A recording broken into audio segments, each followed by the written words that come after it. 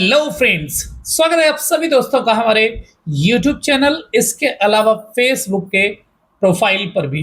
तो आज की जो स्टोरी मैं आप लोगों के लिए लेकर के आया हूं, that is one of the best story. निश्चित तौर पर आज आप लोग भी अपने आंसुओं को थामने के लिए तैयार हो जाइए, क्योंकि ये ऐसी मार्मिक और बहुत ही ज्यादा दिल को दहलाने वाली स्टोरी है, जिसमें एक पिता और माँ 20 साल के अपने प्रेम को जो है दिखाने की कोशिश करती है, लेकिन उसकी जो बेटी होती है वो बिल्कुल भी उसकी बातों की तरफ ध्यान नहीं देती है। तो चलिए पूरे मामले को समझते हैं। एमपी की बात है, छतरपुर जिले के लवकुश नगर क्षेत्र की ये घटना है, जो कि एक गिल्लोह है ना, गिल्लोह गांव है, वहां का ये हाल है, जहां पर एक अत्यंत भावुक और इसके अलावा मामला सामने आया है, जिसमें बालिग बेटी जिसका नाम प्रतिमा यादव है ना, अपने पति के साथ एसपी कार्यालय बयान दर्ज करने के लिए आई थी। उसी समय उसके जो माता पिता थे, उसी जो है एसपी कार्यालय के बाहर उसकी माँ और बाप दोनों ही इंतजार उसका देख रहे थे, अपनी बेटी से मिलना चाह रहे थे, है ना, और बिलख विलख करके रो रहे थे बुरी तरीके से।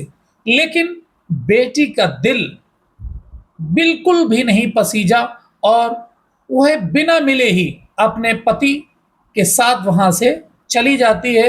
लेकिन बेटी का दिल नहीं पसीजा इस पूरे ही चीजों को देख करके। तो अलग अलग तरीके से लोगों की भी प्रतिक्रियाएं यहाँ पर दिखाई दी जब वो वहां से निकली। तो अब जानते हैं आखिर क्या पूरा मामला था, किस तरीके से क्या घटना थी। उस पूरे मामले को आज हम बताने वाले हैं। तो प्रतिमा यादव अपने ही रिश्ते के, उसी का एक रिश्तेदार जिसका नाम धर्मेंद्र यादव के साथ घर से चली गई थी, और दोनों ने प्रेम विवाह कर लिया। मतलब रिश्ते में ही वो लगते थे, तो वहां वो चली जाती है। पारिवारिक विवाद में शादी को जो है लोगों ने बहुत ज़्यादा नाराजगी हुई, परिवारों के अंदर नहीं चाहते थे परिवार के लोग कि ये शादी जो है वो हो। लेकिन इसके बावजूद उन्होंने शादी को जो है रचाया, और पुलिस की भी कार्रवाई में लापरवाही कहीं ना कहीं इसमें देखने को मिली है। एसपी ऑफिस के बाहर का ये जब दृश्य आया तो निश्चित तौर पर वो भावुक कर देगा किसी को भी। जब वो बयान दर्ज कराने के लिए छतरपुर एसपी ऑफिस पहुंची, उसकी जो बेटी जो थी वो, तो वहां माता पिता और इसके अलावा अन्य जो रिश्तेदार थे वो भी मौजूद थे। माता पिता और उसके जो परिजन थे वो उस लड़की से अकेले में बात करना चाहते थे कि आखिर क्या हुआ। तो वो 5 मिनट केवल मांगना चाह रहे थे कि मुझे 5 मिनट अपनी बेटी से बात करने ले दो। उसके माँ और बाप दोनों बहुत बुरी तरीके से रो रहे थे, और वो 5 मिनट का समय दे मांग रहे थे, और बहुत ज़्यादा वो मिन्नतें करते रहे अपनी बेटी से भी, क्योंकि वो जब गाड़ी में आई तो उससे बहुत ज़्यादा वो रिक्वेस्ट करते रहे।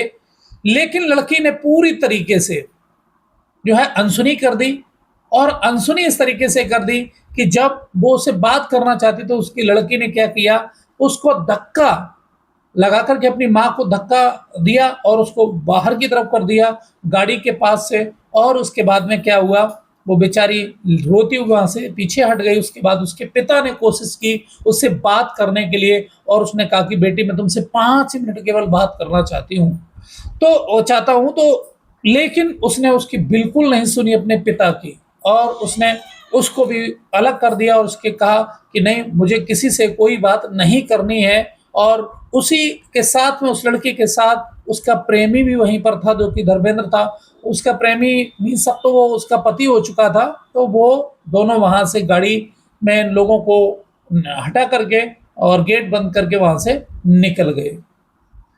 तो वहां पर जो बात था, उसका ये कहना था, निश्चित तौर पर हमारी बेटी को बहला फुसला करके पड़ोस के ही हमारे जो कि रिलेटिव्स ही लगते हैं, उन्होंने उसको जो है बहला फुसला करके उसको वो ले गए। उसके बाद में जाकर के कोर्ट मैरिज करा लिया।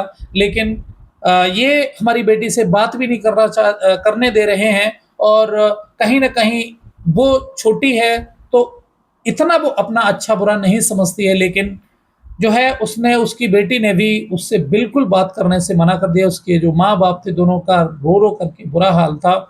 तो देखिएगा 20 साल का प्रेम, चूँकि 20 साल का जिसको छोटे से पाल-पोस करके बड़ा किया, अब वही लड़की देखिएगा किस तरीके से वो एटीट्यूड दिखाने में लगी हुई है, बात नहीं करना चाहती है, तो निश्चित तौर पर इस पर भी कोई न कोई ऐसा कानून बनना चाहिए कि भई जो 20 साल का प्रेम था, वो 2 मतलब 1 दिन में ही खत्म हो जाता है, 2 मिनट में ही खत्म हो जाता है, ऐसा क्यों? मुझे लगता है कि आजकल की जो हमारी जनरेशन है, उसमें अब किस हिसाब से, किस प्रकार से उनमें ये सब चीज़ें निकल कर के आ रही हैं, तो वो नहीं जानते हैं कि आखिर अगर हम ऐसा करेंगे तो कितना दर्द हमारी माँ-बाप को होगा। अगर हम कोई गलत कदम उठाते हैं, तो उससे कितना फ़र्क पड़ेगा हमारे माँ-बाप पर और इसका आगे चल कर के क्या इम्पैक्ट पड़ेगा, कैसे वो समाज में उठेंगे, बैठेंगे, किस तरीके से, किस नज़रों से लोग उनको देखेंगे, ये बिल्कुल 1 भी परसेंट कोई भी जो लड़का हो चाहे लड़की हो, बिल्कुल इस चीज़ का बिल्कुल ध्यान नहीं देते हैं। तो निश्चित तौर पर मैं तो यही चाहूँगा हर एक माँ-बाप से कि कहीं न कहीं अपने बच्चों को थोड़ा-सा डाँट-फटकार करके भी रखिए कि उसके अंदर कहीं न कहीं डर होना चाहिए कि अगर कोई गलत कदम उठाता हूँ, तो निश्चित तौर पर हमारे लिए भी कोई न कोई कानून है, हमारे परिवार के अपने उसूल हैं, वो सामने आएँगे अगर वो ऐसा होता है, तो कहीं न कहीं उसको थोड़ा डर रहेगा और इसके अलावा बच्चों को एजुकेटेड भी करना चाहिए, शिक्षित भी बनाना चाहिए, संस्कार भी उनको देना चाहिए जिससे वो अपना अच्छा-खराब क्या है, क्या नहीं है, उस चीज़ को भी समझ सकें। तभी हमारे समाज में इस प्रकार की घटनाएँ रुक सकती हैं, अदरवाइज़ डेली इसी तरीके से माँ-बाप रोते-बिलखते रहेंगे और बेटियाँ, बेटे और जो अपने माँ-बाप हैं उनका अपमान करती चली जाएँगी।